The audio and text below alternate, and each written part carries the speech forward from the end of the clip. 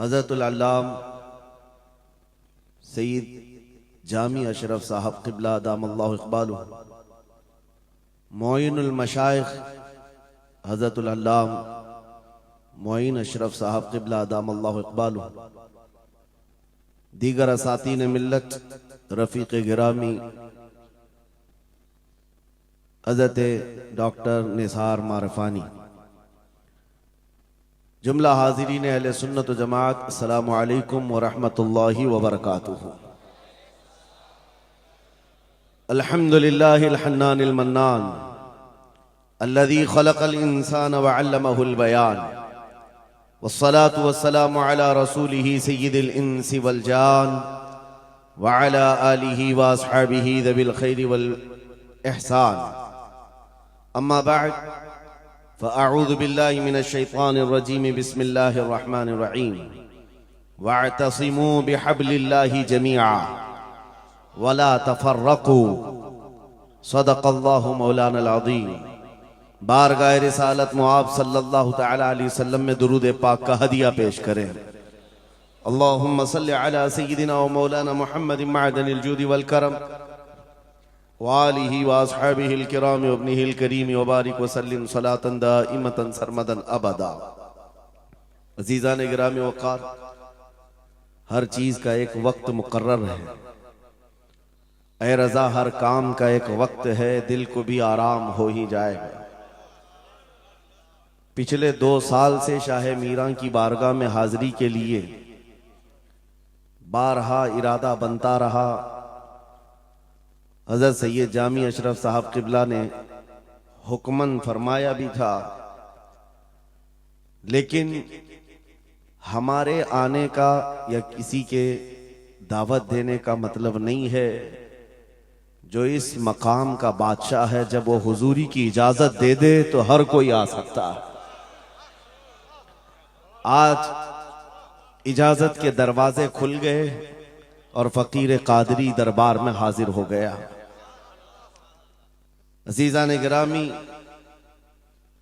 जिस अजीम आस्ताने पर हम बैठे हुए हैं, उस कुतुबुल अक़ताब की औलाद में से है जिसकी मिंबर बनी गर्दने औलिया। उस कदम की करामत पे लाखों सलाम। जो वली कब्ल हुए या बाद हुए, सब अदब रखते हैं दिल में मेरे आका तेरा। सारे अक़ताब जहां करते हैं काबे का तवाफ, काबा करता है तवाफ दरे वाला तेरा। उस सैयदी गौसुल वरा के अजीम जानशीन के दरबार में हम हाजिर हैं। मुझे चंदा यहाँ के हालात बताने की जरूरत नहीं। मुरीदीन का ये सिलसिला देखकर, इस मैदान में बैठे हुए इस जम्मे गफीर को देखकर एक अजीब सी कैफियत तारी है। काश मैं बहुत पहले ही यहाँ आ गया होता।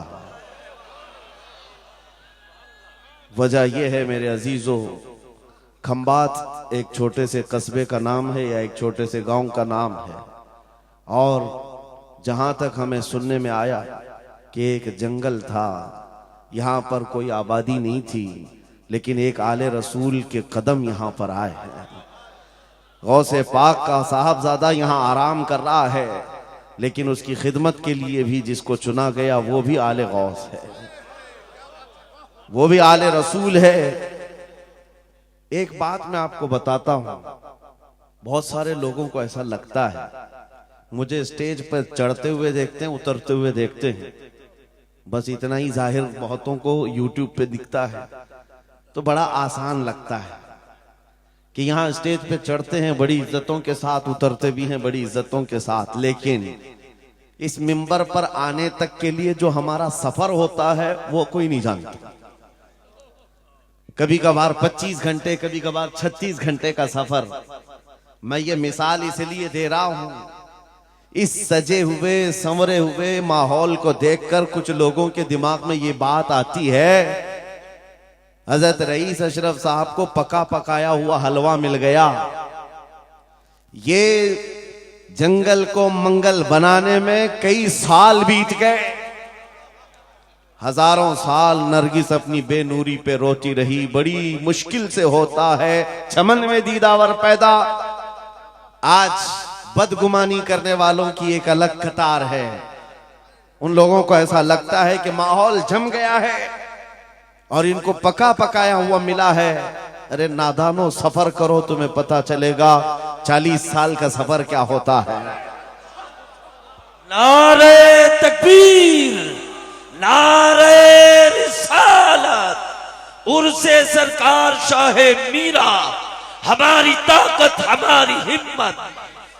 अरे किसी कस्बे से, किसी देहात से कोई एक छोटे खानदान का तालिब इल्म आकर के बस गया होता तो समझ में आती बात कि घर बार कुछ नहीं है, खाने पीने की कमी थी, निकल गया था। लेकिन ये उस खानदान से आया हुआ शहजादा है जहां अकाबिर वक्त अपनी ताज जूतियों में रखने पर फख्र महसूस करते हैं। मखदूम अशरफ समनानी किसी छुपे हुए शहजादे का नाम नहीं है, हिंदुस्तान की मांग का नाम है। मांग ना हो तो कोई खूबसूरती नहीं है।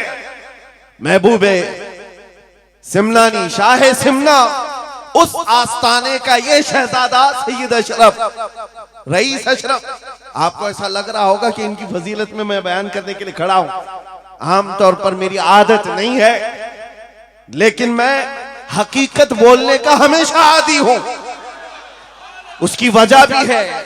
अभी नाजिम इजलास आपसे कह रहे थे, नाजिम इजलास ये बात कह रहे थे, ये किस तरह से निडर होकर के ये बात बोलते हैं, मेरी बात नहीं है।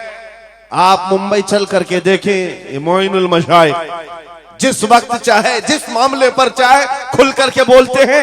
या अगर मैं बोलता हूं, बात सिर्फ इतनी है मेरे अजीजों, हक बोलने के लिए खून साफ होना चाहिए और माँ बाप अच्छे होने चाहिए। नारे तकबीर, नारे रिसालत, उर्से सरकार शाहे मीरा, मुहाफिज़े नामूसे रिसालत। हलाल खून हो और माँ बाप सही नस्ब के हो। हक बोलने में डर किस बात का है, खौफ किस बात का है। मैं बात इसलिए कह रहा हूं, कोई अगर किसी देहात से, किसी जगह से निकल करके आया हुआ होता, हालात का मारा हुआ होता और आकर के किसी जंगल में कोई घर बनाने की कोशिश कर रहा होता, तो तुम ये कहते बांग्लादेश से आया है बेचारा, बर्मा से आया हुआ है बेचारा। ये उस आस्थाने से आया है जहां वक्त के बादशाह भी अपनी निस्बत पर फख्र करते हैं। शाहे सिमना का सैयद रईस अशरफ को क्या कमी थी? क्या माँ बाप कमजोर थे? क्या खानदान कमजोर था? क्या उनके पास नसब की कमी थी या दौलत की कमी थी? कुछ न हो करके अगर सब छोड़कर एक जंगल में आकर आबाद होता है, यह आले रसूल की शान है, यह आले रसूल की शान है। इसलिए मैं आपको बिला मुबालगा ये बात कह रहा हूं। मुझे फख्र है इस बात के लिए क्योंकि मेरे बाप ने बचपन से हमें 3 चीजें सिखाई है जो रसूल पाक की हदीस है। मेरे आका ने फरमाया, अल्लिमू औलादकुम सलासा खिसाल, हुब्ब नबीयिकुम व हुब्ब अहली बैतिही व तिलावतल कुरआन। मेरे आका ने फरमाया, अपने बच्चों को 3 बातें सिखा करके जाना। नंबर 1, अपने नबी की मोहब्बत सिखाओ। नंबर 2, नबी की अहले बैत की मोहब्बत सिखाओ। और नंबर 3, कुरान पाक सिखा कर जाओ। हमें बचपन से हमारे माँ बाप ने ये तालीम दी है। इसीलिए आप इस चीज को महसूस करें। मेरे लिए जो सरमाया आखिरत है, जिसको मैं समझता हूं, यही वो मिंबर है जहां मेरे इधर भी उधर भी वो सादात बैठे होते हैं जो करंट से ज्यादा मुझे पावर दिया करते हैं। आज आपको क्या लगता है मेरे बाजुओं में जो ताकत नजर आती है, एक ही वजह है, मेरे बाप ने अहले बैत के कदमों में बैठना सिखाया है, उनका एहतराम सिखाया है। और मुझे इस बात पर नाज है, हजारों कोशिशें कर ली दुनिया ने मुझे झुकाने की, मुझे झुकने नहीं देता धर्म जहरा के बच्चों। नारे तकबीर, नारे तकबीर, नारे रिसालत, नारे हैदरी। अल्लामा मुफ्ती सलमान आसारी, अल्लामा मुफ्ती सलमान आसारी और से सरकार शाहे मीरा, लब्बैक लब्बैक लब्बैक या रसूल अल्लाह। लब्बैक लब्बैक या रसूल अल्लाह, लब्बैक लब्बैक लब्बैक या रसूल अल्लाह। मैं उन चीटरों से कहना चाहता हूं जो अपने जमात में बैठकर गद्दारी करते हो, अगर तुम्हें अहले बैत के चेहरों पर भी निफाक है, इनकी मोहब्बत में तुम्हारे अंदर बुग़्ज़ है, तो फिर अपनी आखिरत का सोचो, अपनी आखिरत का सोचो। किसके पास जाओगे, किसके पास जाओगे? आपको पता है उमर इब्ने खत्ताब व अमीरुल मोमिनीन, जिसके रौब से कैसर और किसरा कांपते थे, हजारों नहीं लाखों का लश्कर एक नाम से थर्राता था, लेकिन वही वक्त का खलीफा अमीरुल मोमिनीन उमर इब्ने खत्ताब जिस वक्त मिंबर पर खड़े होकर मस्जिद नबवी में खिताब कर रहा है, रसूलुल्लाह का बेटा, हम गरीबों का गमगुसार हुसैन आजम तशरीफ लाते हैं। मस्जिद में आकर मिंबर पर देखा और कहा, मेरे बाप के मिंबर से उतर जाओ, अपने बाप के मिंबर पर जाओ। ये किसने कहा? हजरत उमर ने नहीं कहा बच्चा कहां से आ गया। हुजूर के इंतकाल के बाद अहले बैत का सिलसिला खत्म हुआ, फौरन वक्त का खलीफा उतर आता है। अमीरुल मोमिनीन मिंबर से नीचे आ गए, घुटने जमीन पर रखा, घुटने जमीन पर रखा और कहा, शहजादे आपने बिल्कुल सच कहा, ये मिंबर आपके बाप का है, यह आपके नाना का है, मेरे बाप का कोई मिंबर नहीं। उमर के पास जो कुछ है वो आपके नाना का है, जो कुछ भी है वो आपके नाना का है। खाते हैं इनके घराने का, भोंकते हैं इनके घराने पर। ये न मिजाज फारूकी है, न ये मिजाज सिद्दीकी है। आपको मैं बताऊं फिर हजरत उमर ने क्या कहा, अगर शहजादे आप इजाजत दे दें तो मैं मिंबर पर चलूं। उनके सामने बोलने की जसारत किसकी थी? लेकिन रसूलुल्लाह की आल हमारे लिए सरमाया आखिरत है। ये नबी पाक की आल की मोहब्बत ईमान की अलामत है। बेटा उमर फारूक रज़ी अल्लाह ताला अन्हु का है, आम नहीं है, वो भी सहाबी रसूल है, सहाबी रसूल हैं। बाहर किसी मामले में तकरार हो गई इमाम हुसैन के साथ, वो हजरत अली के बेटे, ये हजरत उमर के बेटे। आपको ऐसा लगता हो तो सुनो, हजरत उमर तो खिलाफत पर थे, हजरत अली नहीं थे उस वक्त। हो सकता है छोटी उम्र में कुछ बहस हो गई, बहस होने के बाद ये तकरार हुई तो इमाम हुसैन ने अब्दुल्ला बिन उमर, हजरत उमर के बेटे को सिर्फ इतना कहा, तुम मेरे से क्या बहस कर रहे हो, तुम्हारा बाप मेरे नाना का गुलाम है, तुम्हारा बाप मेरे नाना का गुलाम है। हजरत उमर के बेटे को यह बात लगी कि कैसे मुझे ये टॉन्ट, कैसे मुझे ये ताना। दौड़ करके आए हजरत उमर के पास, कहा बाबा आज अली के बेटे हुसैन ने क्या कहा पता? कहा क्या कहा बेटा? कहा हमारी तकरार हो रही थी, इसमें उन्होंने बुला करके मुझसे ये कहा कि तू मुझसे किस बात पर लड़ता है, तेरा बाप तो मेरे नाना का गुलाम है। हजरत उमर ने कहा ऐसा कहा उन्होंने, ऐसा कहा? कहा सच कह रहा हूं बाबा, ऐसा ही कहा। कहा बुला ला हुसैन, बुला ला। तलब किया गया, इमाम हुसैन को बुलाया। बेटा हजरत उमर का, हो सकता है उस वक्त उनको ये ख्याल हो कि शायद जज्र तौबीक हो जाए, डांट डपट हो जाए। हजरत उमर आते हैं, कहते हैं ए हुसैन इब्ने अली, ये मेरा बेटा जो कह रहा है क्या ये बात सच है? क्या आपने इसको ऐसा कहा कि तेरा बाप मेरे नाना का गुलाम है? इमाम हुसैन ने कहा हाँ सच बोलता हूं। हाँ मैंने कहा। कहा कह के बताओ कैसे कहा, कह के बताओ कैसे कहा? कहा मैंने इनसे कहा तेरा बाप मेरे नाना का गुलाम। हजरत उमर ने कहा और एक बार कहो। फिर कहा और एक बार कहो। उसके बाद उमर इब्ने खत्ताब की आंखों से आंसू निकले।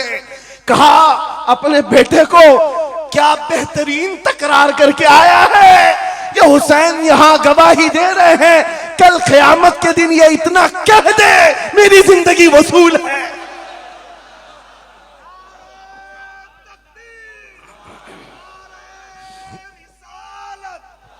हुब्बे आले मोहम्मद, हुब्बे आले मोहम्मद, नारे तकबीर, नारे रिसालत।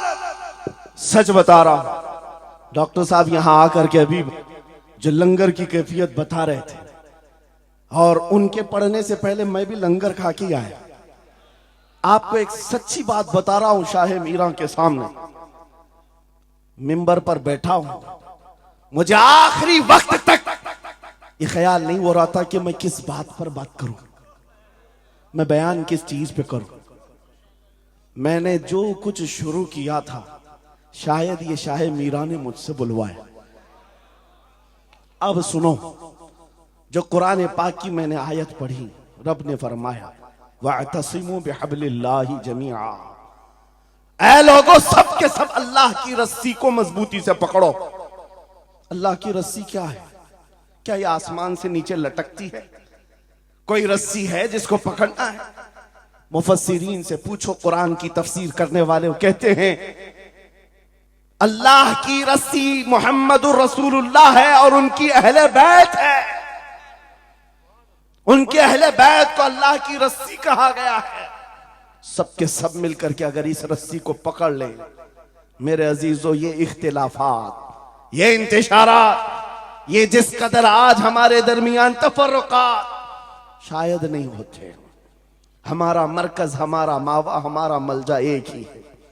इस मिंबर ने आज लोगों को यह सिखाने की कोशिश की है, तुम जिस तरह मशरब और सिलसिलों में बट करके ये समझते हो कि मेरा खित्ता अलग है, इसका खित्ता अलग है, मेरे अजीजों, ये एक पूरा सिलसिला है, 700 साल पुराना सिलसिला, 700 साल पुराना सिलसिला। मगर इस मिंबर पर बैठ करके इश्क मोहब्बत के नारे लगवा रहे हैं। वजह यह नहीं है कि यहां की कोई पब्लिसिटी है, बल्कि यह बताना है इसलिए कि अहले बैत ही ये जानते हैं, जो हमारे नाना की कदर करेगा हम जिंदगी भर उसकी कदर करेंगे। आपको क्या लगता है आला हजरत का नाम, उनके मसलक का नाम रोटी सेकने के लिए लिया जाता है?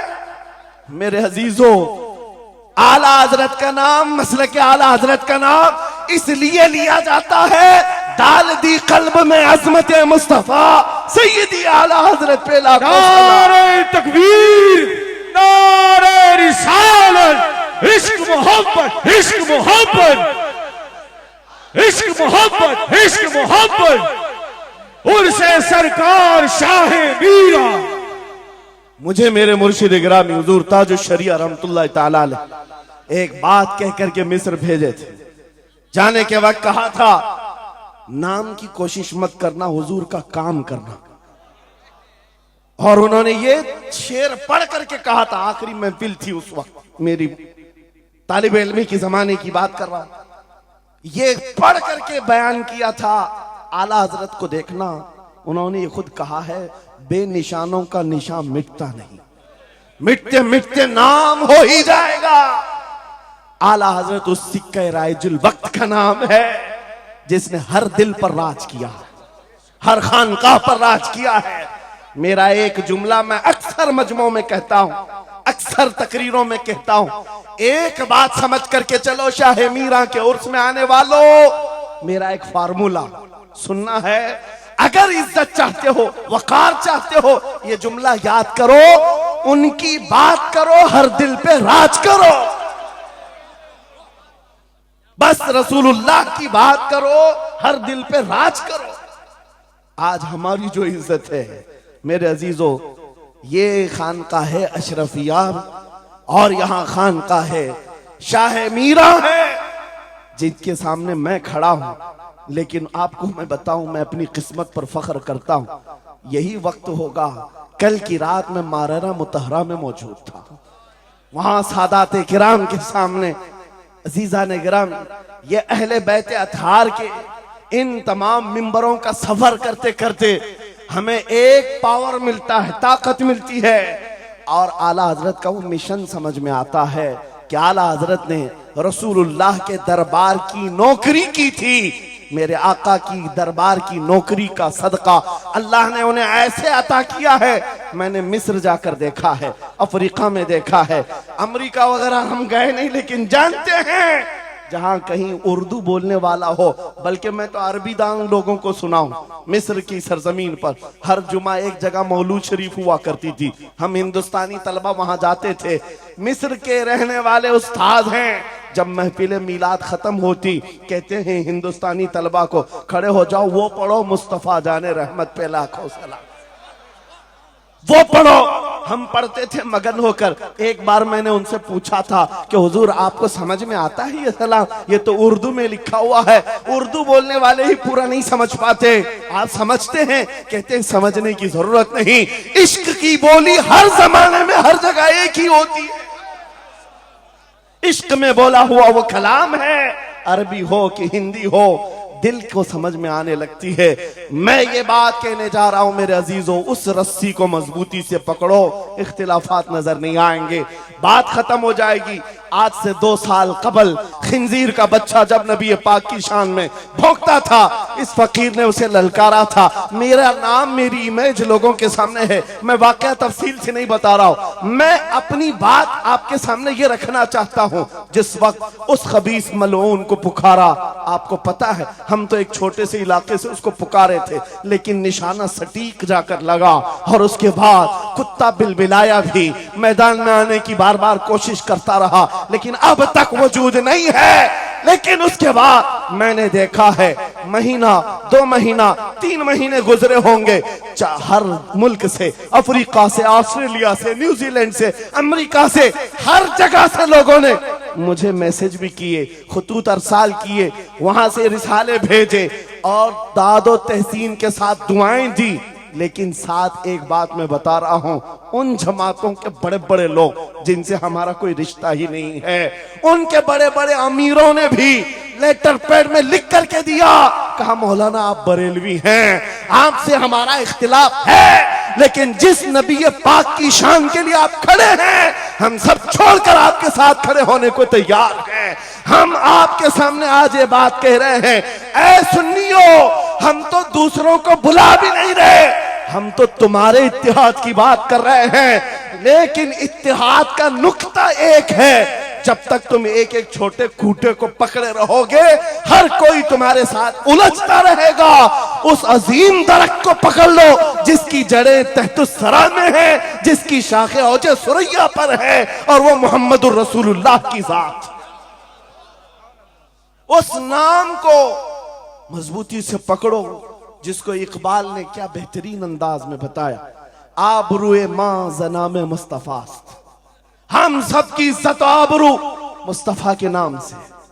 अगर ये बात पर इत्तिफाक हो जाए, सारी चीजें भूल जाओगे, सारी चीजें भूल जाओगे। मेरे अजीजों, आज मुझे इस बात पर कोई भी आपत्ति नहीं, जरा बराबर भी झिझक नहीं। हो सकता है कुछ लोगों को ऐसा लग रहा हो कि डरे सहमे स्टेज पर आए होंगे, यहां पर बड़े बड़े खानकाह अशरफिया के सादात मौजूद हैं, उनसे हम ये बात खुल करके कहते हैं। मेरे अजीजों, हम डरे सहमे स्टेजों पर जाने वालों में से नहीं हैं, जहां जा रहे हैं खुल करके जाते हैं, और ये बात देख करके जाते हैं, जहां मेरे नबी की अजमत बोली जाएगी वहां हम अपनी गर्दनें झुका कर जाएंगे। यहां पर मिशन आला हजरत को तरवीज दिया जा रहा है। आला हजरत का वही तो मिशन था। क्या मिशन था आला हजरत का, जो आपने अपनी जिंदगी भर दिया है? अपने दिल का है उन्हीं से आराम, सौंपे हैं उन्हीं को सबका, लौ लगी है कि उस दर के गुलाम चारे दर्द रजा करते हैं। आला हजरत फाजिल बरेलवी का वो मिशन यहां से दिया जा रहा है। मैं यहां से एक मजबूत मैसेज देना चाहता हूं, हमारे सारे सिलसिले ये हमारी अजमत के लिए, हमारी जीनत के लिए, लेकिन सारे सिलसिलों की इंतहा मदीना तैयबा है। सारे सिलसिलों की इंतहा मदीना तैयबा है। तुम्हारा पीर जितना भी बड़ा हो, देखने में बहुत बड़ा भी दिखता हो, लंबा चौड़ा जुब्बा पहनता हो, बड़ा अमामा भी पहनता हो, सब कुछ हो, लेकिन अगर नबी का वफादार नहीं तो वो कुत्ते से जलील है। पीर नहीं है, वो कुत्ते से जलील है। और अगर तुम्हारा पीर पैबंद लगे, कपड़े उलझे भाल में है, लेकिन उसके सामने बैठो तो नबी की याद आने लगे, ये सिलसिला हक्का की अलामत है। हुजूर पाक सल्लल्लाहु तआला अलैहि वसल्लम हमारा महवर है, मेयार है। तुम जहां कहीं जाकर के आओ, घूम करके आओ, इस बात पर तुम्हें आज जमा होना चाहिए, इस बात पर जमा होना चाहिए। हुजूर पाक सल्लल्लाहु अलैहि वसल्लम की अजमत बोलो, हर दिल पर राज करो। आज सदियां बीत गई, एक कलाम सबको याद है। अभी मैं आपको बताऊं, 2 साल पहले किस कुत्ते ने क्या भौंका हुजूर की शान में, लोग भूल गए। हो सकता है, और भूलना भी चाहिए, याद रखने की चीज ही नहीं। आपको तो थोड़ा बहुत याद होगा, दिल्ली से भौंकता था, कोई लखनऊ से भौंकता था, नबी की शान में गुस्ताखी करता था।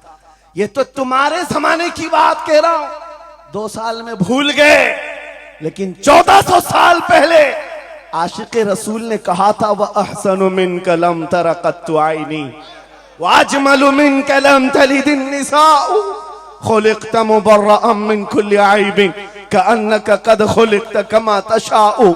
हस्सान बिन साबित रसूलुल्लाह के सहाबी हैं, हुजूर को देखकर कहा था, आपसे ज्यादा हसीन मेरी आंखों ने देखा नहीं, आपसे ज्यादा खूबसूरत किसी माँ ने जना नहीं। ये कलाम आज भी गूंजता है, हर एक को पता है। पता ये चला, नबी की अजमत बोलने वाला हमेशा जिंदा रहता है और भौंकने वाला मौसम के कीड़ों की तरह गायब होता है, खत्म हो जाता है। इसलिए कौन सी जिंदगी चाहिए, देख लो आपके सामने मिसालें हैं, इसलिए मैं जिक्र करता हूं, वरना मैं अपने ये मुकद्दस स्टेज गलीज लोगों के जिक्र से नापाक भी नहीं करना चाहता, किसी के नाम लेकर के, वरना डर की बात नहीं, डर से नहीं। आपको पता है, एक राफजी कुत्ता दीन बदल कर निकला था लखनऊ से, धर्म परिवर्तन और मीडिया की सुर्खियां बटोरने के लिए, हॉट कुर्सी पर जाकर बैठकर, ये सब प्रोपेगेंडा है। उनको ये लगता था कि खलबली मच जाएगी 30 करोड़ मुसलमानों। अरे बड़ा आदमी दीन छोड़कर चला गया, मुसलमानों से हट करके दूसरे धर्म में चला गया, नाम भी बदल लिया, धर्म भी बदल लिया, सब छूट गया और गया। 6 महीने तक धोतियों के नीचे उनका फुजला चाटता रहा और उसके बाद पता चला कि पुजारियों ने किक मारकर निकाल दिया, खत्म हो गया। 6 महीने के बाद आकर एक गुफे में बैठकर वीडियो बनाने लगा, मुख्यमंत्री जी, प्रधानमंत्री जी, मेरे जान को बचा लो। 6 महीने में ही तुम्हारा यह हशर हो गया। धोबी का कुत्ता, ना घर का ना घाट का। 100 साल पहले आला हजरत ने यह फरमाया था, या रसूल अल्लाह, जो तेरे दर से यार फिरते हैं, दर बदर यूं ही खार फिरते हैं। नारे तकबीर, नारे रिसालत, अज़मत मुस्तफा, लब्बैक लब्बैक लब्बैक या रसूल अल्लाह, लब्बैक लब्बैक लब्बैक या रसूल अल्लाह। बस ये दौलत तुम्हारे अंदर आ जाए, जब मिंबरों के करीब हो जाओ, जब कभी मसाजिद या खानकाहों के करीब हो जाओ, औलिया कामिलीन का अदब अपनी जगह पर, वो असल नहीं है, असल वो रसूलुल्लाह की जात। मौलाना रोम फरमाते हैं, मौलाना जलालुद्दीन रूमी औलिया के बारे में कहते हैं कि कुछ लोग ये समझ बैठते हैं कि औलिया हमारे पीराने इज़ाम, मेरे अजीजों, ये जरिया है नबी तक पहुंचाने का। और अगर कोई पीर तुमको रसूलुल्लाह तक नहीं पहुंचा रहा है तो फिर वो 2 नंबर वाला है, वो हुजूर की अजमत नहीं बताता, हुजूर तक नहीं ले जाता, वो 2 नंबर का है, झूठा है। मौलाना रोम फरमाते हैं, शीशे पर कभी दिन के वक्त सूरज की रोशनी पड़ती है और शीशे को तुम जिधर घुमाओ सामने भी रोशनी पड़ती। बचपन में हम करते थे, छोटा सा शीशा लेते, सूरज को दिखाते, और उस पर रोशनी आती है, जिधर भी करो इधर उधर रोशनी जाती रहती है। मौलाना जलालुद्दीन फरमाते हैं वो जो जमीन पर इधर उधर रोशनी घूम रही है वो शीशे की रोशनी नहीं है, धोखा मत खाना, ये सूरज की रोशनी है। सूरज की रोशनी शीशे पर पड़ी और ये शीशा जिधर घूमा उधर रोशनी। इसलिए याद रखना, पूरी जमीन पर जितने औलिया कामिलीन हैं ये शीशे के मानिंद हैं। इनके दिलों पर जो रोशनी पड़ती है वो मदीना तैयबा गुंबद खजरा से आती है, और ये फिर जिस तरफ जाते हैं उस तरफ रोशनियां होती हैं। लेकिन साथ में तुम्हें ये याद रखना कि ये रोशनियां असल नहीं, इनके कल्ब पर जो रोशनी पड़ रही है वो गुंबद खजरा से आ रही है। बस वो असल चीज को मजबूती से पकड़ो। कुरान यही कहता है वातसिमू बिहब्लिल्लाहि जमीआ, अल्लाह की रस्सी को मजबूती से पकड़ लो। आबरूए माजना में मुस्तफास, उनके जो हम गुलाम थे खल्क के पेशवा रहे, उनसे फिरे जहां फिरा फिराई कमी वखार में। सबब कुछ और है जिसे तू खुद समझता है, जवाल बंदे मोमिन का बेजरी से नहीं। इकबाल ने कितने अच्छे अंदाज में ये मैसेज दिया था। आपको एक बात मैं बताऊं, पेट में दर्द हो रहा है और आपको पता है किसी को भी अल्लाह ना करे कैंसर है, लेकिन फिर भी वो छुपाते हुए ये कह रहा नहीं गैस हुआ है, हाँ एसिडिटी हुई है, चूरन खाए घूम रहा है। अरे बड़ी बीमारी है, तुझे पता है अगर तो खुल करके इलाज कर ले। इकबाल कहते सबब कुछ और है जिसे तू खुद समझता। तुमको मालूम है हमारे जवाल का सबब क्या है, तुमको सबको मालूम है, बोलते क्यों नहीं? फिर रोते हो सियासत नहीं है, क़ियादत नहीं है, जमात नहीं है, एजुकेशन नहीं है, ये सब तो गाते रहते हो, ये सब चीजें नहीं है। असल सबब कुछ और है जिसे तू खुद समझता है। बहुत बारीक बात पर इकबाल ने निशाना रखा। जवाल बंदे मोमिन का बेजरी से नहीं। फिर इकबाल से ही हमने पूछा फिर वो है क्या सबब, क्या है वो सबब? इकबाल ने कहा उनके जो हम गुलाम थे खल्क के पेशवा रहे, यही है जिससे तू दूर हुआ और फिर आज जलील हुआ। सबब कुछ और है जिसे तू खुद समझता है। आ जाओ नौजवानों, उस सबब को हम हल करते हैं। 10 साल के करीब यूरोप की गलियां छान मारते हुए इकबाल वापस अपने वतन आया। वहां के यूरोपियन को देखा, उनके साइंस, उनके रियाजी, उनके फिजिक्स, उनके ज्योग्राफी, सब चीजों को देखा और कहता है मैं तो ढूंढ रहा था मेरी कौम की इज्जत कहां है, मेरी कौम की बुलंदी कहां है। 10 साल के बाद जब वापस आया, लोगों ने पूछा क्या मिला अपनी कौम की इज्जत का राज? इकबाल ने कहा मैं बहुत गौर से देखता रहा और फिर इस नतीजे पर पहुंचा मेरी कौम के उरूज और इर्तिका बुलंदी का एक ही राज है कि मोहम्मद से वफा तूने, तो हम तेरे हैं, ये जहां चीज है क्या लौह कलम तेरे। ये उस वक्त इकबाल ने कहा था। और फिर मेरे अजीजों, इस बात को आज मैं दोहरा रहा हूं। एक बात अभी भी मैं नाउम्मीद नहीं हूं, सुन्नियों की ये कसरत। और जब आप तुम्हारे जोशो जज्बे, ये नात खानी जो है ये कोई हमारे यहाँ एक फॉर्मेलिटी नहीं है, इन नातों से तुम्हारे दिलों को इतना गर्म किया जाता है आपको खुद अंदाजा नहीं होता। सुभान अल्लाह, आपको अंदाजा नहीं है। हुजूर की याद में तड़पना, दिल का धड़कना सिखाया जाता है। और इन मजमों के रंग को देख करके मैं नाउम्मीद नहीं हूं। अभी इसमें रमक बाकी है, रमक बाकी है। अभी मैं कहता हूं अशहदु अन्ना मुहम्मद रसूलुल्लाह सल्लल्लाहु अलैहि वसल्लम। इधर बैठे हुए भी, सामने वाले भी अंगूठा चूम रहे। मैंने नाम मेरे मुस्तफा का लिया, लेकिन कहा क्या मैंने आपको कि आप भी चूमो? किसने कहा आपको कि अंगूठों का बोसा लेकर आंखों से लगाओ? किसने कहा? अरे मैंने कहा भी नहीं, ना तमहीद बांधा, इधर नाम लिया, बेइख्तियार अंगूठे उठ गए, वाह, बेइख्तियार लबों को छूम लिया तुमने लबों से। अंगूठों को चूमकर आंखों से लगाया।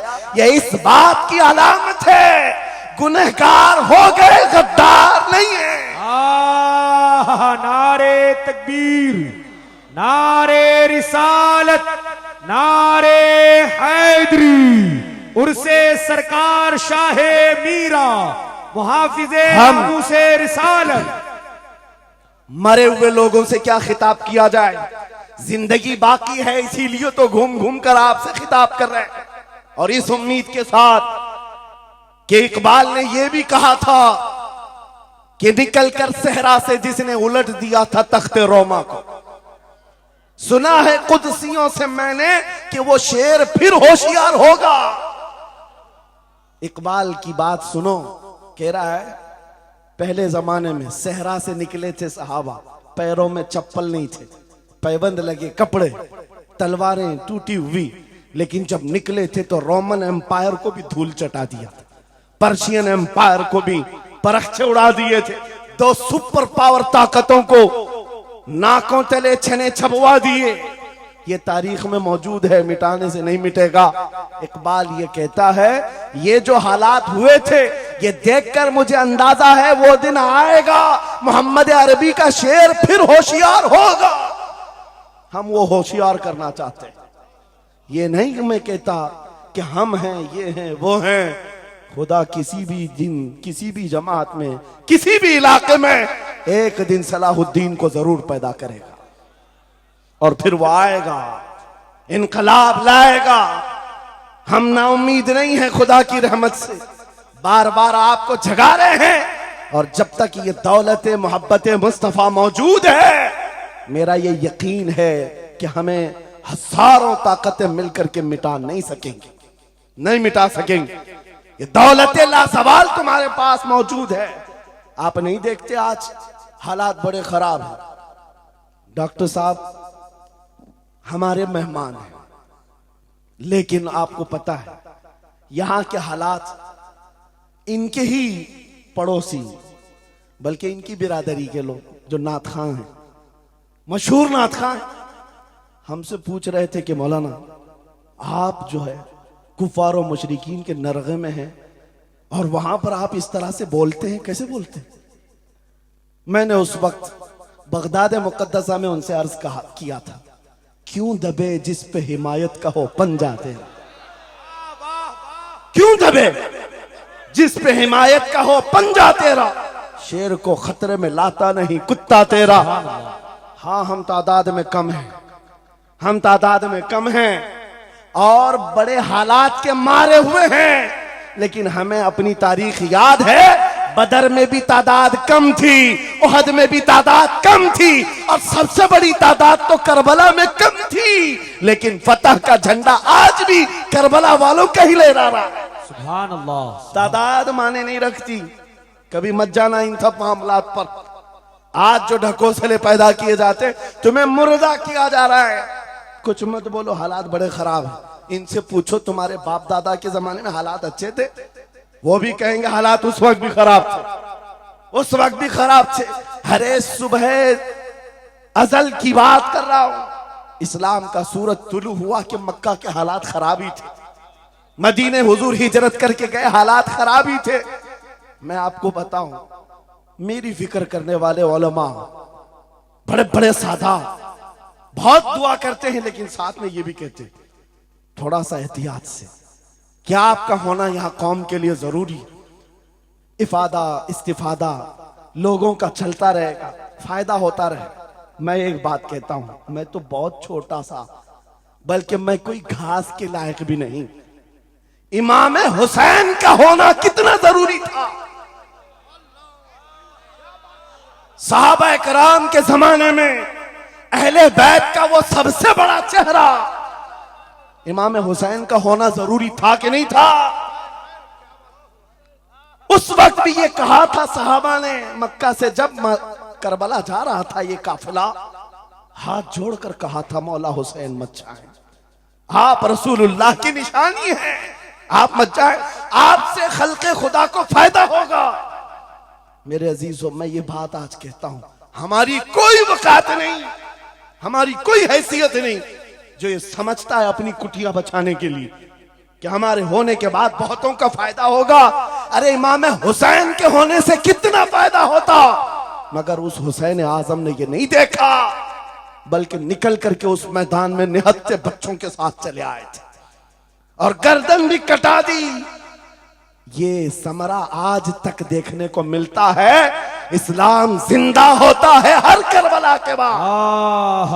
सुभान अल्लाह। इमाम हुसैन ने अजीम उस रुखसत पर नहीं अमल किया था, अजीमत का रास्ता इख्तियार किया, चले आए।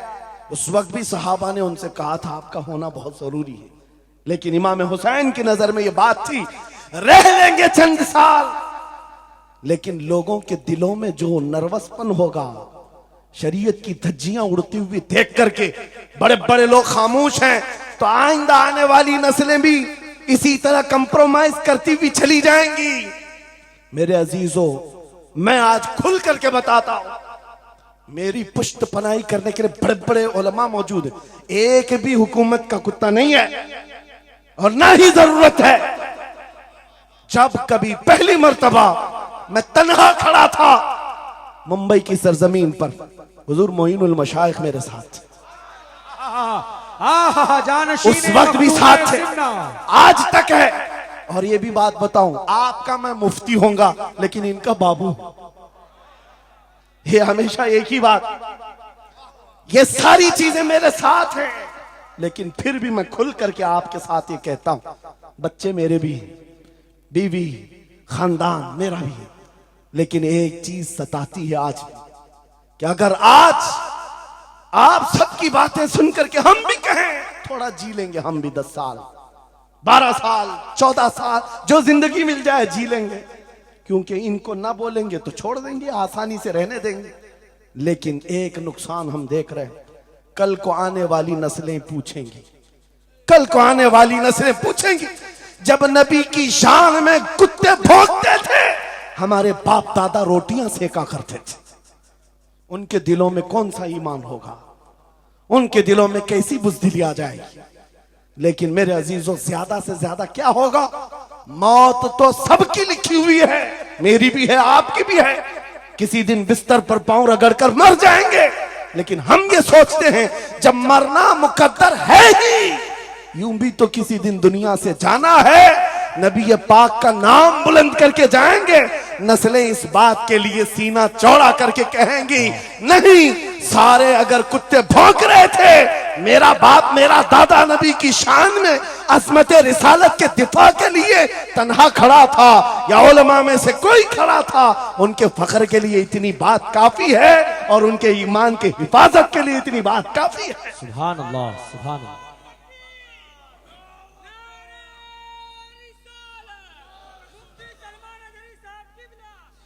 इस अज़मत रिसालत के लिए आपको क्या समझ में आता है, बहुत दिन हो गए हमारे आराम के, बहुत दिन हो गए सुकून के, नबी के नाम पर हमने रोटियां बहुत खाई, हुजूर की इज्जत पर क्या क्या नहीं मिला हमको, कौन से दिन तकलीफ आई है, कौन से दिन तकलीफ आई है।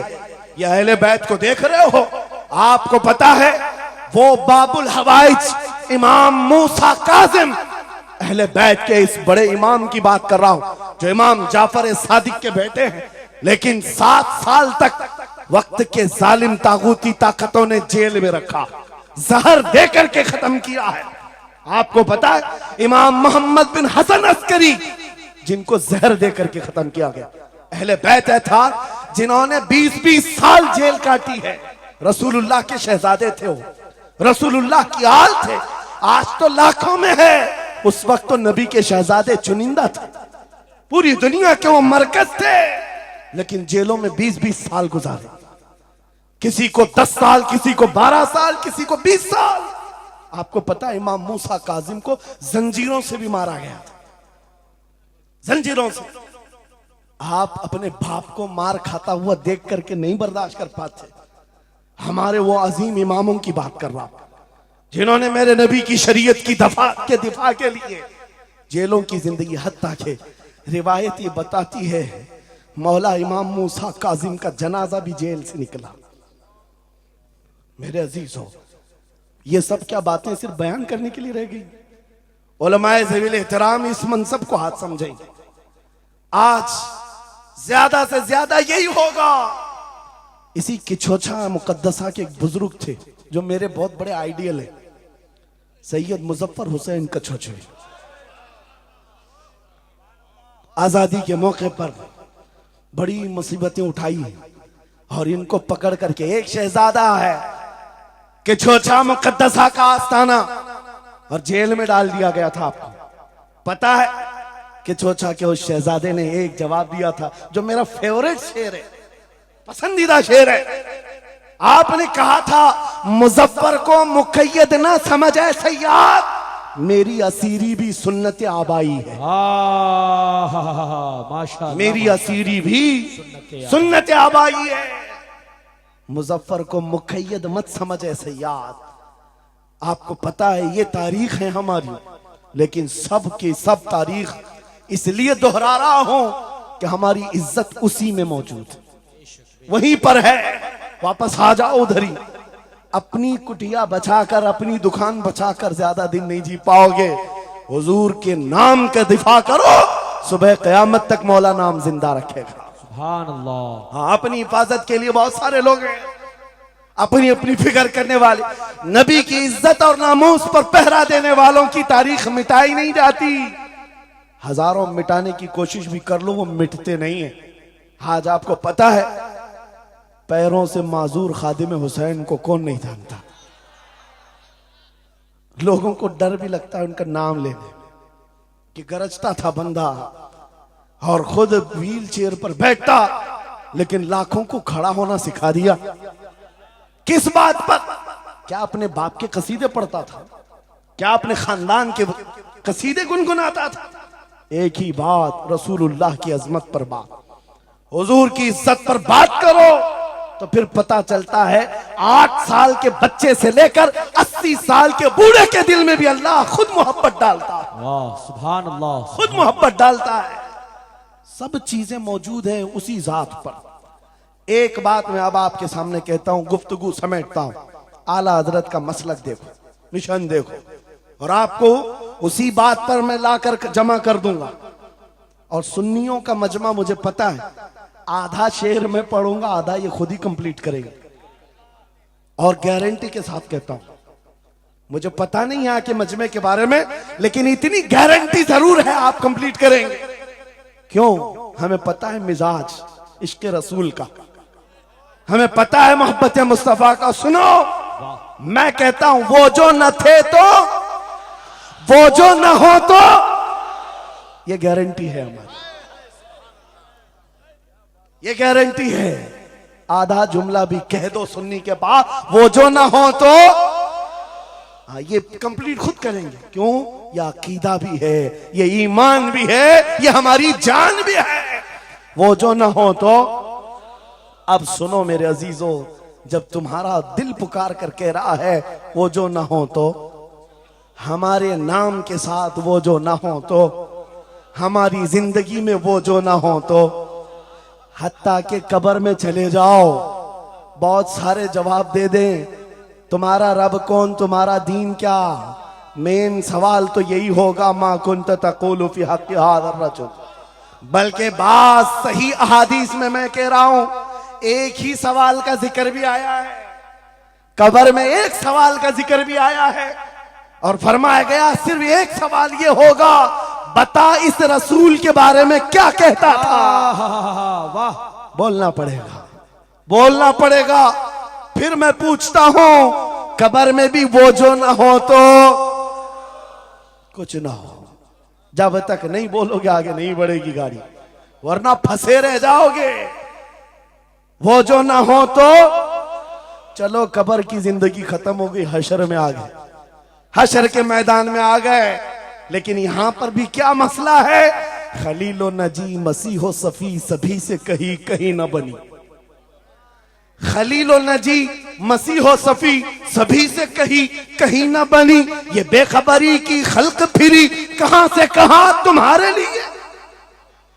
वहां पर भी सबके पास फिर करके आती है कौम, उसी मोहम्मदुर रसूलुल्लाह के पास आए।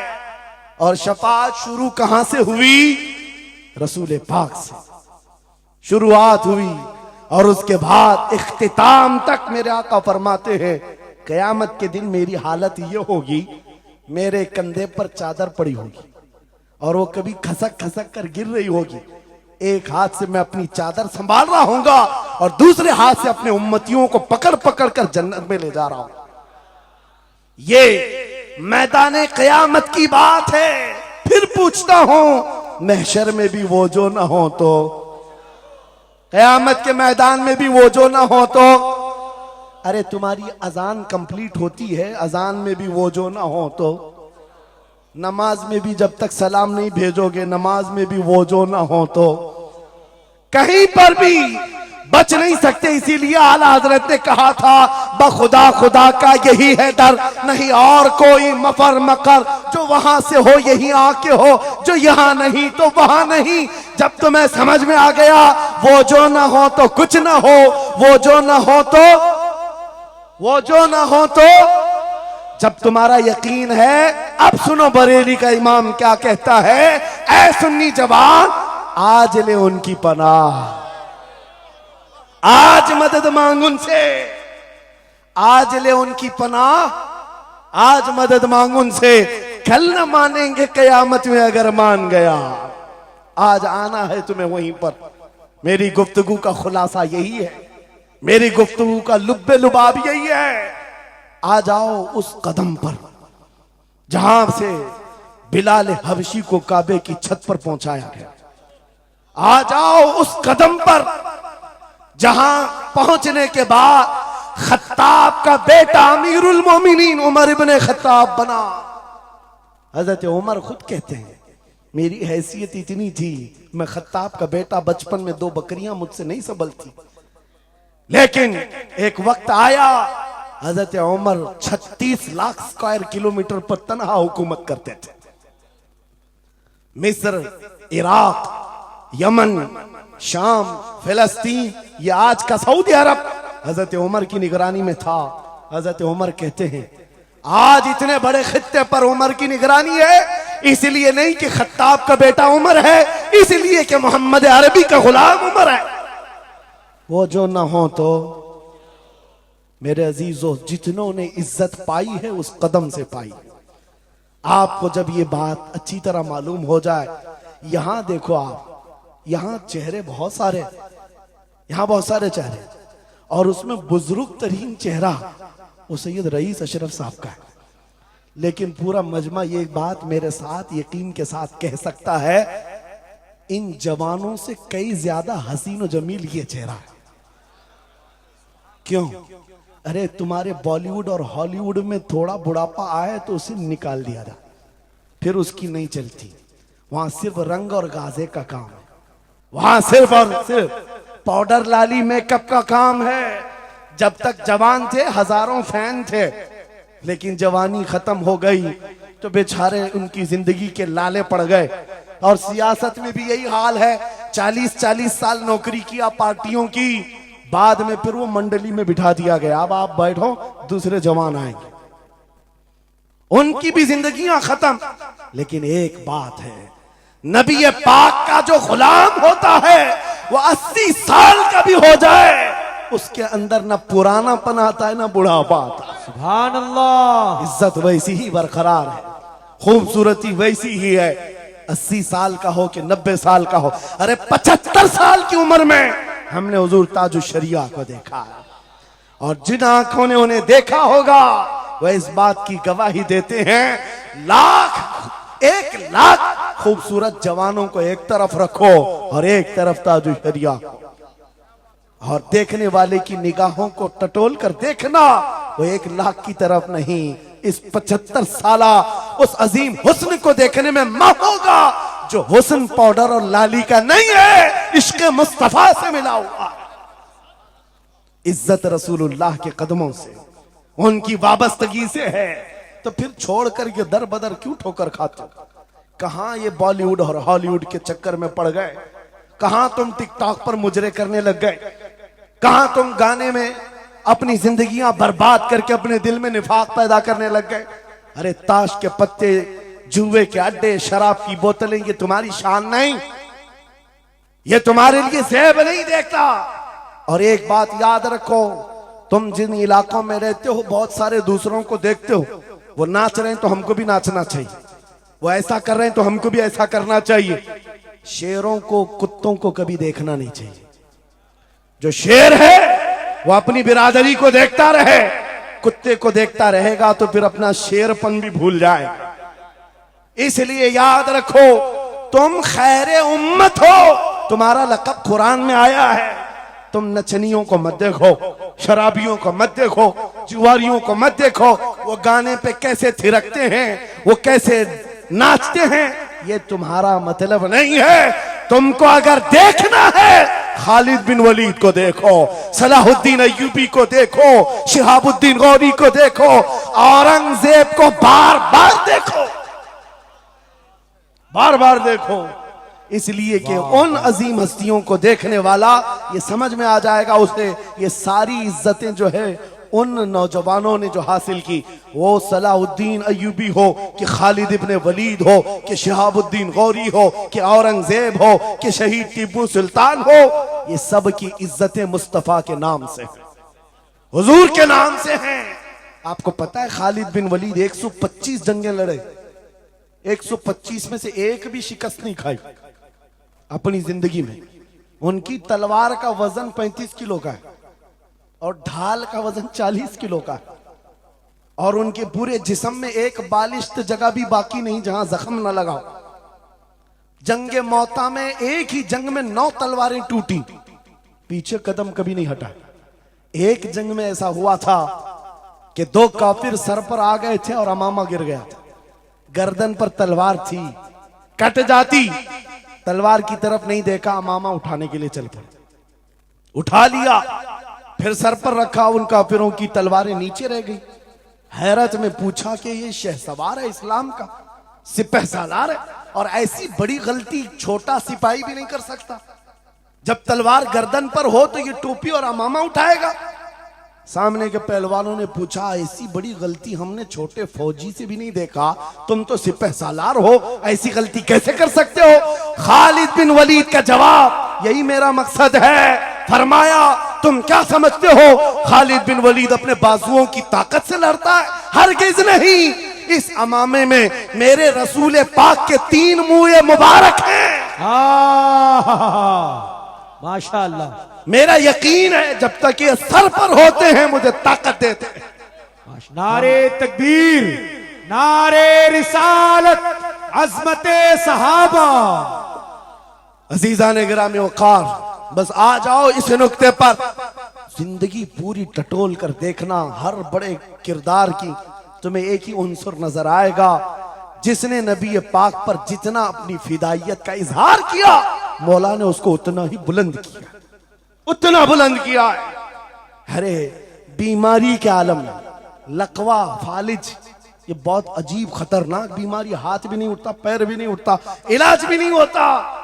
लेकिन ऐसी बीमारी में भी अस्कंदरिया की सरजमीन से शरफुद्दीन बूसीरी ने पुकारा था, मुहम्मदुन सय्यिदुल कौनैनि वस्सक़लैन वल फरीक़ैन मिन अरब व मिन अजमी मौलाया सल्लि व सल्लिम दाइमन अबदा अला हबीबिका खैरिल खल्क़ि कुल्लिहिम। 170 अशार लिखकर अपने नबी की बारगाह में अपनी मोहब्बत का इजहार किया था।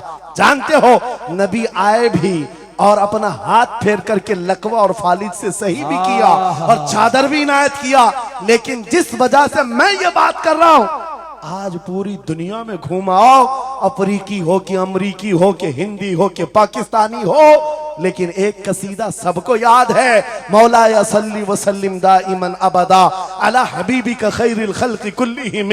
मैंने बहुत तहकीक करके देखा, शरफुद्दीन बूसीरी का ये कसीदा अक्सर को समझ में नहीं आता, लेकिन गुनगुनाता हर कोई है, पढ़ता हर कोई है। पता ये चला कमाल बूसीरी का नहीं है, जो नबी की अजमत बोलता है मौला उसे सलामत रखता है, सुभान अल्लाह, जिंदा रखता है। आला हजरत जिंदगी भर मेरे नबी का नाम लेते रहे, आज मजमू में उनका नारा है। हमारे मजमे उनके नारे के बगैर कंप्लीट भी नहीं होते। हम में से कौन देखा हुआ है आला हजरत? कोई नहीं देखा हुआ है, लेकिन हुजूर के इश्क की बुनियाद पर हर जगह ये चर्चा है। इसीलिए मेरे अजीजों आओ खिराज अकीदत पेश करते हैं उस बारगाह मुस्तफा में, और इस बात का अज़्म करके चलेंगे ये तमाम इख्तिलाफात हटा दो, खत्म कर दो, एक चीज पर जमा हो जाते हैं, जो चीज रसूलुल्लाह ने सहाबा में डाली थी। हजरत बिलाल हबशी को सुना है? जानते हैं ना? हबशी थे, काले थे, चौड़े होंठ वाले, चौड़ी नाक वाले जो हबशी होते हैं उनको हबशी कहा जाता है। हजरत बिलाल हबशी थे और एक साहबी हजरत अबू जर, इन दोनों के दरमियान झगड़ा हो गया, छोटा सा झगड़ा। झगड़े के दरमियान हजरत अबू जर ने सिर्फ इतना कहा, या उम्मत सौदा, या इब्न उम्मत सौदा, ऐ काली मां के बेटे। हजरत बिलाल को इतना कहा, काली मां के बेटे। हजरत बिलाल को यह बात लग गई और दिल में ये बात रखा और हुजूर की बारगाह में आकर कहा, या रसूल अल्लाह, दिल दुखता है। कहा क्यों? अबू जर ने आज कहा, ऐ काली मां के बेटे। हुजूर जलाल में आए, मस्जिद में आए, मिंबर पर आए, कहा बुलाओ अबू जर। आए और हुजूर पाक सल्लल्लाहु अलैहि वसल्लम ने डायरेक्ट जो फरमाए, हदीस के अल्फाज हैं, अफीकल जाहिलिया, क्या अभी भी तुम्हारे अंदर जमाने जहालत की बुराइयां हैं? 3 बार कहा और उसके बाद हुजूर गजबनाक होकर जैसे ही अंदर गए, हजरत अबू जर तड़पने लग गए, बेकरारी। दौड़ करके आए, हजरत बिलाल का हाथ पकड़ा, कहां है बिलाल? हजरत बिलाल मिल गए तो हाथ पकड़ करके ले आए। मैं किस लिए कह रहा हूं, कान खोल के सुन। छोटी छोटी बातों पर मशाइख से उलझ जाते हो, बड़े बड़ों को आज बदतमीजी के साथ बात करते हो। साहबा में हुजूर ने जो मोहब्बत डाली थी किस बुनियाद पर? हजरत बिलाल का हाथ पकड़कर हजरत अबू जर ले आए मस्जिद में, कहा हो बिलाल, गलती हो गई, मैंने तुमको इब्न उम्मी सौदा कहा, काली मां का बेटा कहा। हजरत बिलाल कहते वो बात हो गई, खत्म हो गई। कहा नहीं, खत्म नहीं हुई, मेरे नबी नाराज हैं, आका नाराज हैं। फिर क्या किया? हजरत बिलाल ने कहा मैंने माफ कर दी। हजरत अबू जर कहते ऐसे नहीं, ऐसे नहीं।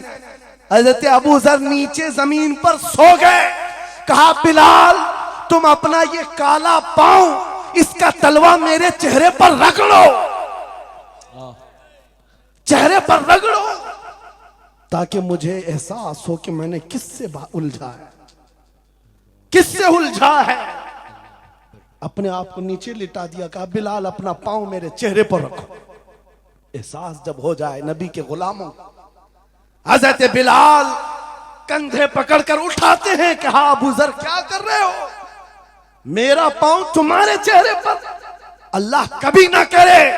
आओ सीने से सीना मिलाओ, मैं जिसका गुलाम हूं उसके तुम भी गुलाम हो। सुभान अल्लाह। यह उनकी इज्जतें थी। एक ही महवर था वो नबी पाक की इज्जत, एक ही मरकज था। काश वो चीज अगर आज आ जाए, ये सब भूल जाएंगे इख्तिलाफात। असल बात ये, जिहालत इतनी भरी हुई है, ये छोटे छोटे तबकों में बट करके पता नहीं किसको किसको कोसते रह जाते हैं। अरे जिसको बोलना हो उसको बोलने से पहले इतना तो सोचो, नबी की बात करता है, हुजूर का गुलाम है, आशिक रसूल है। लेकिन एक बात, तुम खराबियां छोटी सी भी पा लेते हो तो चर्चा करते हो, इतना चर्चा करते हो। क्या ये फरिश्ते हैं? हर एक से गलतियां हैं, हर एक की गलतियां हैं। जितना चर्चा एक गलती को लेकर करते हो, कसम खुदा की बताओ, अपने दिल पर हाथ रखकर उसकी एक अच्छाई मिले तो क्या इतना चर्चा करते हो? क्यों नहीं करते? इसका मतलब है दिल बीमार है तुम्हारा, जाती हसद है, जिसको लेकर किसी को टॉन्ट करते हो, किसी को तानाजनी करते हो। सोशल मीडिया इस पर भरा पड़ा हुआ है, नए नए मुफत्तिन इस तरह के मुनाजिर आए हुए हैं। फितना अंगेज लोग, वो अपने दिलों का इलाज करें, वरना मुनाफिकत आ जाएगी, मुनाफिकों में शुमार होगा। अरे तुम्हारी एनर्जी गुस्ताखाने रसूल के लिए रखो, आशिकाने रसूल के लिए नहीं। जितनी ताकत लगाना है उन कुत्तों के खिलाफ लगाओ जो नबी पर भौंकते हैं और जो जिंदगी भर नबी की अजमत की नौकरी करते हैं। तुम्हारी जुबानें उनके लिए खुलती हैं। कैसा आलमिया है, कैसा आलमिया है। जिंदगी भर नबी की नात पढ़ने वाले को एक कूड़ा करकट जमा करने वाला सब्जी बेचने वाले के सामने खड़े होकर अपना ईमान साबित करना पड़ रहा है। बड़े बड़े मशाइख को आज सर्टिफिकेट दिखाना पड़ रहा है, मैं भी मोमिन हूं, मैं भी मोमिन हूं। और किसके सामने? गली कूचों पर नुक्कड़ पर बैठ करके मुनाजरे करने वालों पर, जिनके ईमान का कोई ठिकाना नहीं। लेकिन मैं आपको कहता हूं, इन गद्दारों से अपने आप को बचाओ। नबी की आजमत जिसके पास देखो, सारे इख्तिलाफात भूल जाओ, उसकी इज्जत करो, उसकी इज्जत करो। इसलिए कि कल क़यामत के दिन तुम्हें जब खड़ा होना है शफाअत के लिए, तुम भी उसी नबी को पुकारोगे, वो भी उसी नबी को पुकारे। लेकिन एक बात सुन करके जाओ, मेरे आका ने फरमाया मेरा उम्मती, ये नहीं कहा मेरी अहले बैत, अहले बैत का मकाम बहुत बुलंद है। फरमाया मेरा उम्मती दूसरे उम्मती से लड़ पड़ा, और उसके बाद फिर दोनों में एक ने कहा कि मुझे एहसास हो गया, माफ कर दो, और दूसरे ने कहा नहीं माफ करता। हुजूर फरमाते हैं कल क़यामत के दिन वो मेरी शफाअत के करीब ना आए, वो मेरी शफाअत के करीब ना आए। नबी को कितना एहसास है तुम्हें जोड़ कर रखने का, तुम्हारे इत्तिहाद का। हुजूर पाक ने 3 दुआएं की थी मस्जिद इजाबा के पास, एक दुआ नहीं पहुंची, जिसमें वो यही दुआ थी कि अल्लाह मेरी उम्मत को इख्तिलाफात से बचा। ये इम्तिहान है उम्मत का, लेकिन नबी को सबसे ज्यादा इस बात का शौक था कि मेरी उम्मत मुत्तहिद रहे। ऐसा शौक नबी पाक का कि सहाबा को तकरार करते हुए देखना पसंद नहीं करते, सफों में दरार पसंद नहीं करते। आपको पता है हुजूर उस वक्त तक रकात नहीं बांधते जब तक सफें पूरी दुरुस्त नहीं करते। ये इत्तिहाद ही की तो बात थी, दिल से दिल जोड़ना, कंधों से कंधा जोड़ना। और आज हमारा हाल ये हो गया, इत्तिहाद की बात करो तो हम सुलह कुल्ली हो गए। मैं तो अहले सुन्नत व जमात आशिकाने मुस्तफा की बात कर रहा हूं। अरे छोड़ो उन खबीसों को, अपना इत्तिहाद तो कर लो, बहुत उम्दा, अपना इत्तिहाद कर लो। तुम्हारा हर बुजुर्ग पर इत्तिहाद है, गौस पाक तुम्हारे, गरीब नवाज तुम्हारे, मखदूम सिमना तुम्हारे, महबूब इलाही तुम्हारे, लेकिन इनके सब मानने वाले सब अलग। क्यों? ये सारे औलिया का मिशन एक ही है, अजमत रसालत, वाह, अजमत नामूस रिसालत। जब सबका मिशन एक है तो फिर अपने दिल का इलाज करने की जरूरत है। आज बस दिल का इलाज करो। कहीं ऐसा तो नहीं कि शैतान हमें लायानी बातों में मुलविस कर रखा है। तुम्हारा पूरा का पूरा सर घुमा कर रख दिया गया है। जिन चीजों में तुम्हें अपनी एनर्जी खर्च करनी थी, शैतान कहीं और लगा दिया। इसीलिए कुत्ते खुल करके मैदान में आने लग गए। उनको पता है जिस दिन ये मोहम्मद अरबी के शेर जमा होने लग जाएं तो फिर इनका जीना हराम कर रखेंगे। तुम्हें हजारों इख्तिलाफात में डाल रखा है, और बाज़ाब्ता इसकी प्लानिंग होती। इस हलके को अलग हर एक में एक फित्तीन भेजा जाता है जो उसके मुर्शिदों को ये गाली दे, इधर का एक उनके मुर्शिदों को गाली दे, और फिर ये अंगार भड़काए रखे, ये उलझते रहें, उलझते रहें, उलझते रहें। और कुफ्फार और मुशरिकीन अपने नापाक मंसूबों से इस्लाम को गालियां दें, कुरान को गालियां दें, रब को गालियां दें, नबी को गालियां दें। आज ये आलमिया है या नहीं? तुम पीर के खिलाफ बात सुन करके भड़क जाते हो और नबी के खिलाफ बात सुनकर खामोश बैठते हो। कैसा आलमिया आ गया? अगर तुम इस तरह की टुकड़ियों में घेर दिए गए, महसूर हो गए, तो समझ लो कि बर्बादी बहुत करीब है, बहुत करीब है। बगदाद में ये हो चुका है, गरनाता में ये हो चुका है। उलमा को लड़ाया गया था, अलग अलग जमातें बनाई गई थी, बाज़ाब्ता उसमें शिया सुन्नी अलग अलग तबकात बनाए गए। क्योंकि एक बुजुर्ग ने कहा था अपने बेटे को, लकड़ियों का एक गट्ठा दिया बंधा हुआ, बेटे से कहा बेटा इसको खोलना नहीं, तोड़ देना। तोड़ने की कोशिश किया, उसका घुटना फूट गया। उसके बाद वो आया कई घंटों के बाद, कहा बाबा टूटता नहीं। कहा खोल दे रस्सी। रस्सी खोला, गट्ठा था लकड़ियों का। कहा अब तोड़। एक एक को तोड़ा, आधे घंटे में टूट गए। बुजुर्ग ने कहा बेटा मैं ये उम्मत मुस्तफा की मिसाल देना चाहता, अगर ये रस्सी में मजबूत बंधे हो, बड़ी सी बड़ी ताकत इनको तोड़ने आए, अपना खुद बर्बाद कर जाएगी। लेकिन अगर तुम खुल गए तो चंद दिनों में कस्तों में सफाया होगा। मुत्तहिद रहोगे तो कहलाओगे मोमिन व गाजी, मुंतशिर होगे तो कस्तों में सफाया होगा। मेरा मैसेज यही है, वातसिमू बिहब्लिल्लाहि जमीआ, अल्लाह की रस्सी को मजबूती से थाम लो। और अल्लाह की रस्सी एक ही है। कितनी अजीब बात है, वो दूसरों के लिए फर्क करना मुश्किल हो जाता है। उनका हवाओं का खुदा अलग है, पानी का अलग है, मिट्टी का अलग है, मरने का अलग है, पैदा होने का अलग है। अरे तुम्हारा सब मिलाकर एक ही है, एक ही है। एक खुदा है जिसके सामने तुम्हें झुकना है। और फिर नबी पाक जो सारे नबियों का सरदार, एक रसूल की मोहब्बत तुम्हारे दिल में बिठाने के लिए कही। एक रसूल की मोहब्बत, अगर इस पर हम कामिल हो गए, मेरे अजीजों, कुरान कहता है ला तहीनु वला तहज़नु अंतुमुल आलौन व अंतुमुल आलौन, तुम सबसे बुलंद होगे अगर नबी के गुलाम हो जाओ। अगर नबी के गुलाम हो जाओ। सब मेरी बातों का खुलासा एक ही है। आओ बारगाह मुस्तफा में यह अहद करते हैं और अपनी जिंदगी का मकसद समझ करके आखिर में इस बात पर खत्म करता हूं। यह सूफिया का एक मसलक है। मैं इजाजत लेकर कह रहा हूं, एक सूफिया के मसलक में मुराकबा होता है। मुराकबा, मुहासबा, मुकाशफा, अलग अलग चीजें हैं। वो मंजिलें तय कराते हैं। औलिया इकराम के सामने जाओ, तस्बीहात अलग हैं, नमाजें अलग हैं, मुजाहिदे अलग हैं, लेकिन उसमें एक चीज है मुराकबा। मुराकबा किसको कहते हैं मैं आपको बताता हूं। गर्दन झुकाकर खामोश बैठ जाना, पढ़ना उड़ना कुछ नहीं, खामोश बैठना है, यह मुराकबा है। खामोश बैठना। हजरत जुनैद बगदादी से पूछा गया, अरे खामोश बैठे तो बंदा खामोश तो नहीं रहेगा, सोचेगा, दिमाग तो चलता ही रहेगा कुछ ना कुछ। क्या सोचे? कुछ तो सोचें आती है। खामोश बैठता है बंदा तो सोचता है। हजरत जुनैद बगदादी ने कहा, हाँ मुराकबा मतलब है पढ़ना तो नहीं है, सोचना तो है। कहा क्या सोचना है? कहा बस एक ही बात बार बार सोचना, मैं क्यों पैदा किया गया, मैं क्यों बनाया गया, क्यों पैदा किया गया, बस इतना ही सोचना।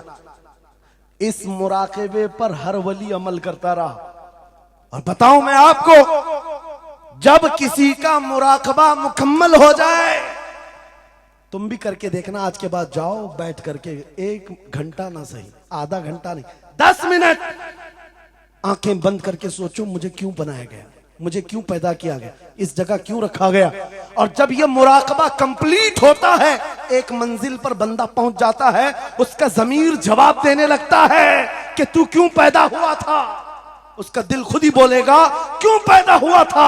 आओ मिसाल बताऊं, जिसका मुराकबा कंप्लीट हुआ। एक मिसाल में मुर्शिद गिरामी हुजूर ताजुश शरिया की बात करता हूं। जब उनका मुराकबा मुकम्मल हुआ होगा, तब दिल जवाब दिया है, जिंदगी ये नहीं किसी की किसी के लिए, जिंदगी है नबी की नबी के लिए। अरे ना समझ मरते हैं जिंदगी के लिए, जीना मरना है सब कुछ नबी के लिए। सुभान अल्लाह।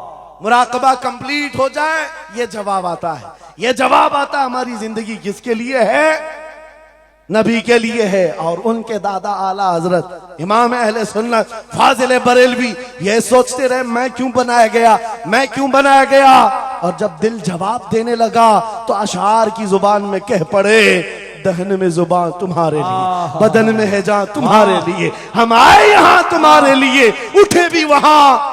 और सिर्फ हम ही नहीं हैं रसूल के लिए, जमीन और जमा तुम्हारे लिए, मकीन और मका तुम्हारे लिए, चुनी नो चुना और बने दो जहां। जब सब नबी के लिए है तो आ जाओ, अर्ज करते हैं उस दरबार में, मैं मुजरिम हूं आका मुझे साथ ले लो, कि रास्ते में है जा बजा थाने वाले, चमक तुझसे पाते हैं सब पाने वाले। मेरा दिल भी चमका दे, मेरा दिल भी चमका दे, मेरा दिल भी चमका दे।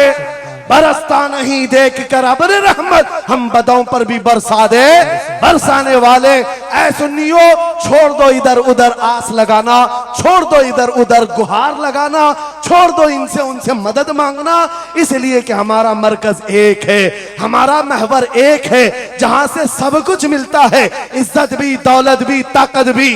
अरे ये चीज है क्या दुनिया? लौह कलम तेरे हैं, अगर नबी का हो जाए आ जाओ। मैं खत्म कर रहा हूं इस बात पर, इस अकीदे के साथ, कौन देता है देने को मुंह चाहिए, देने वाला है सच्चा। हमारा नबी लब्बैक या रसूल अल्लाह, लब्बैक या रसूल अल्लाह।